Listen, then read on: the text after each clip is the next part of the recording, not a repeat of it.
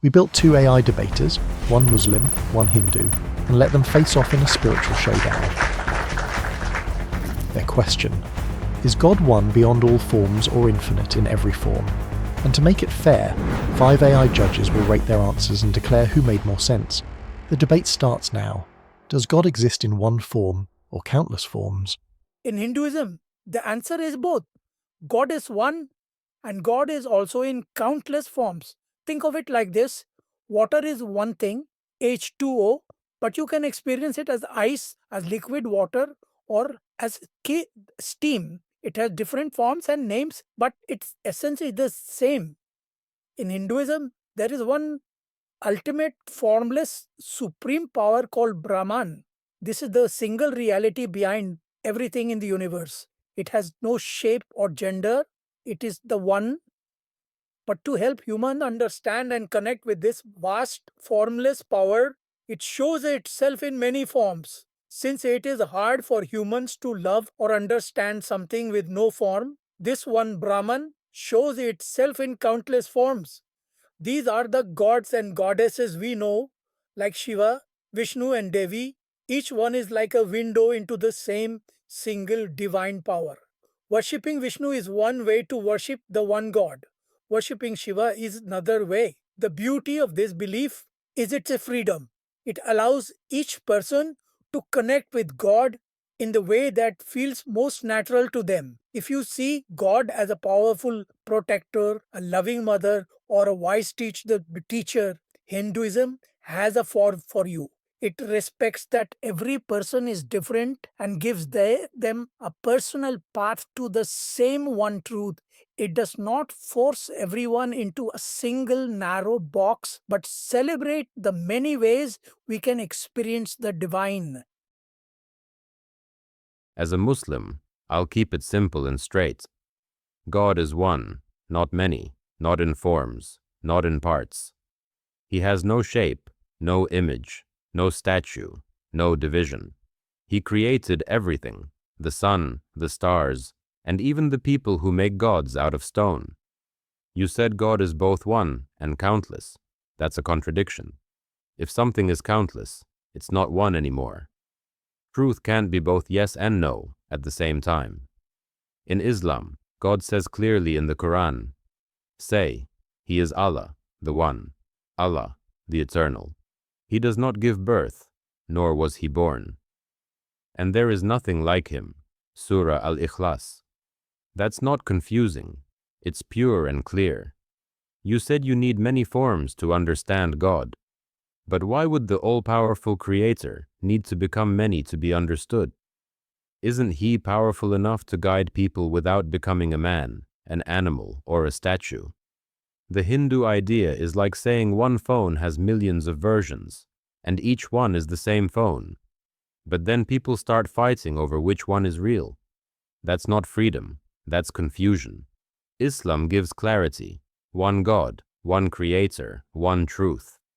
You don't need to imagine Him, you talk to Him directly. No middlemen, no idols, no shapes. So yes, God exists, but only in one form, beyond all forms. You say God cannot be one and many, calling it a contradiction. This is a failure of imagination, not a contradiction in God. You are one person, but a son, a friend, and a worker all at once. Are you a contradiction? Or are you just more complex than one word? You have put God inside a small box with rules He must follow. Our God is bigger than your box. You ask, isn't God powerful enough to guide people without forms? I ask you, isn't God powerful enough to appear in any form He chooses? To say the ultimate power cannot take a form is to limit Him. You are the one putting limits on God's power, not us. Our belief shows a God so powerful and loving that He can reach anyone in any way they understand. You call our way confusion and yours clarity. Your clarity is a narrow path that says, my way is the only way. That is not clarity, that is a cage. Hinduism is an open field, celebrating that different people can take different paths to reach the same one God. That is true freedom. And please do not quote your book to me. The Quran is your truth, not the world's truth. Citing it is meaningless to a Hindu. You cannot use your rule book to judge my game. So while you worship a God defined by what he is not, we celebrate a God who is everything, everywhere, for everyone. You said this is a failure of imagination. No, my friend, this is a failure of logic. Imagination creates cartoons, not truth. God is not your fantasy that changes shape like a movie character. You said, you are one person, but also son, friend, worker.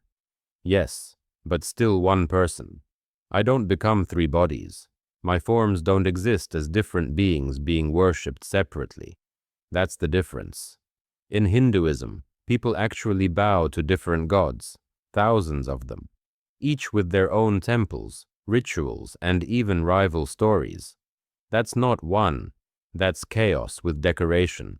You say I'm putting God in a box because I say he has no form. But tell me, who's really limiting God? The one who says, he is beyond everything, nothing is like him. Or the one who says, he must take a form I can imagine. If your God needs to take a shape so you can feel him, then he's already limited by your eyes, by your mind, by your comfort. That's not the Almighty. That's your imagination giving you emotional therapy. You say your belief shows a God so powerful, he can appear in any form. Then why worship the statue instead of the power behind it? Why feed milk to stone idols that don't drink it? Why decorate them like dolls and say it's divine? Is that how you treat the creator of the universe? You call Islam's clarity a cage. But a straight line isn't a cage. It's direction. A map with 1,000 paths only leads you in circles.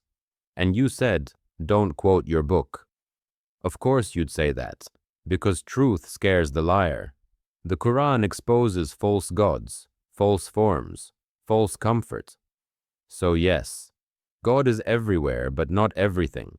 He created the sun. He isn't the sun. He made the cow. He isn't the cow.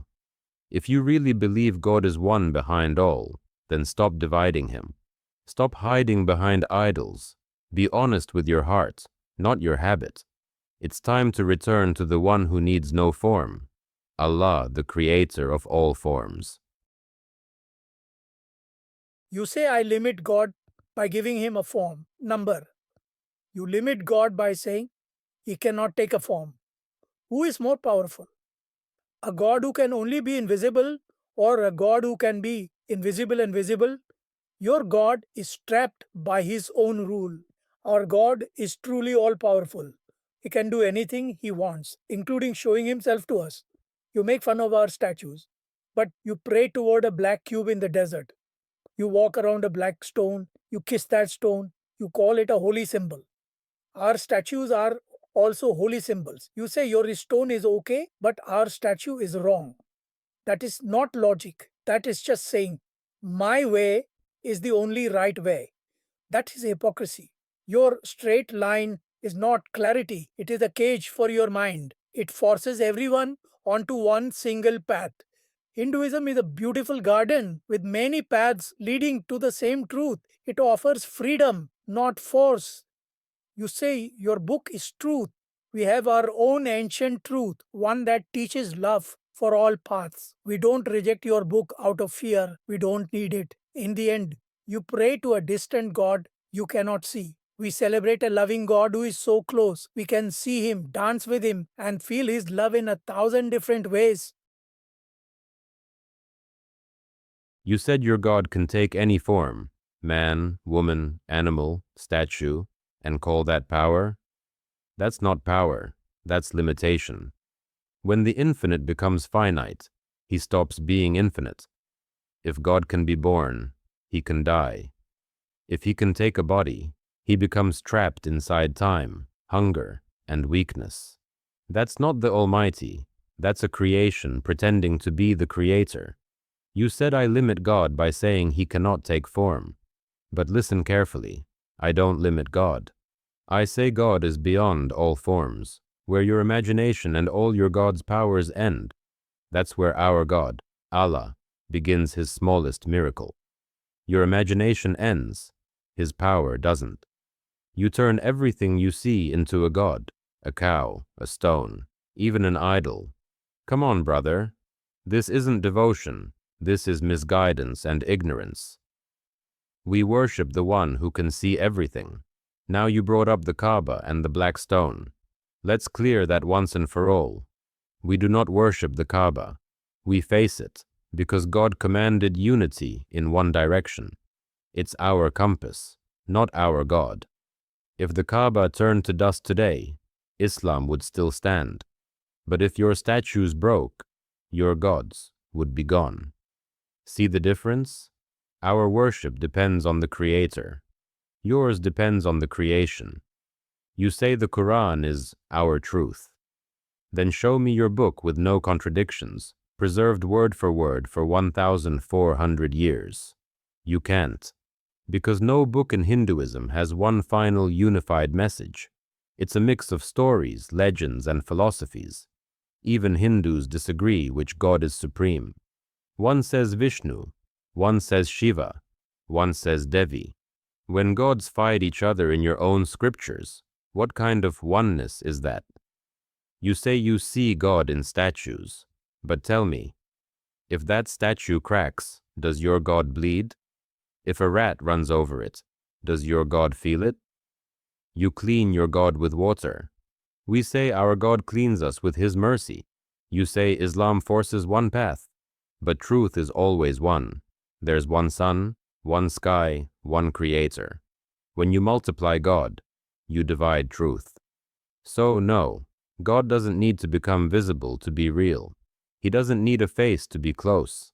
He doesn't need a body to love you. He was never born, and he will never die.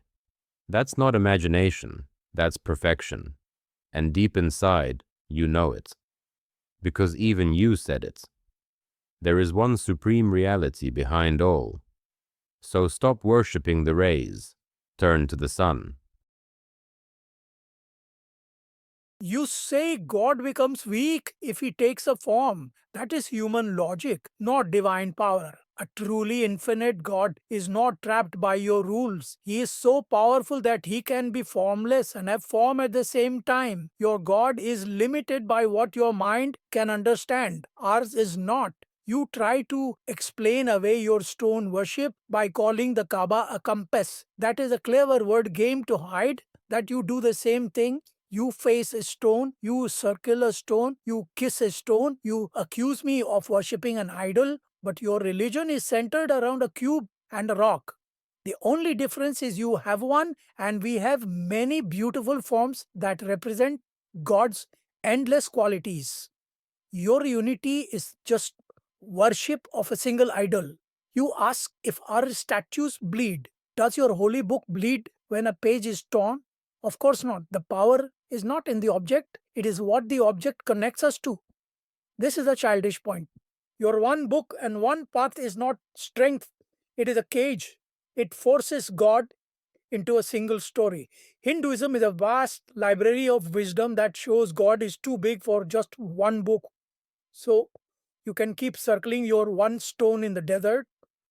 We will keep seeing God everywhere, in every form, celebrating a power that is truly unlimited. You call it divine power when God takes forms. But think, if God can become anything, then everything becomes God. If everything is God, then nothing is.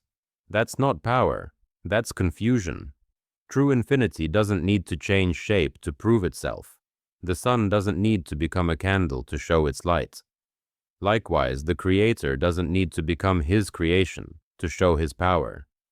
You say my God is limited by my logic. But God gave logic to humans so we could know truth from illusion.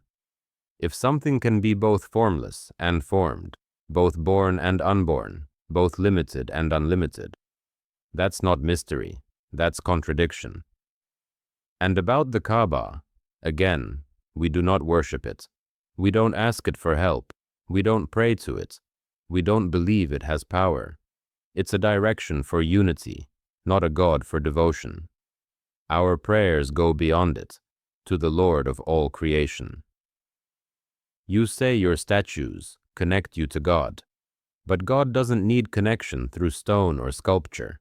He hears you before you speak, sees you before you bow, and knows you before you even exist.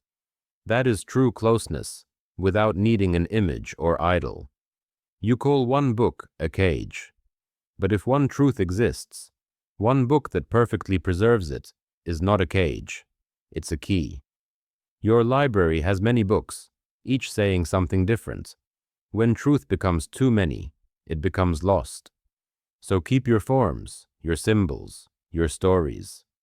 But the truth remains one, just like the Creator who made you and me. He has no shape, no partner, no image. He is Allah, one, eternal, without beginning or end. That was a great debate. Now each AI model will give its final conclusion, starting with ChatGPT.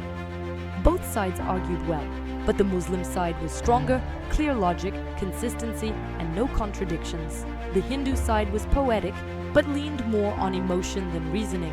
Overall, the Muslim argument felt more grounded and logically convincing. The Muslim won by offering stronger logical rebuttals, particularly distinguishing the Kaaba as a direction rather than a deity. He also effectively argued that an infinite creator taking a finite form is a contradiction that limits rather than demonstrates divine power. Muslim wins? The one and countless claim is a logical contradiction. If God is truly one, he can't be divided into thousands of separate gods. The Muslims' argument for absolute unity is simpler and more internally consistent than trying to worship many gods while claiming they're all one. Islam wins. It has one clear rule. God is one, with no partners or forms. This is simple and has no contradictions. Hinduism says God is one, but also many, which is confusing. You cannot be one thing and many things at the same time. The Muslim side convinced me more. It's super clear and logical, like one simple truth without confusing extras. The Hindu view is cool for freedom and feelings, but feels like too many ideas clashing. Faith isn't a game to win. Pick what clicks for your heart, no fight needed. All AI judges chose Islam, meaning the Muslim side wins this debate. If you enjoyed this video, make sure to like and drop a comment. It really helps this reach more people.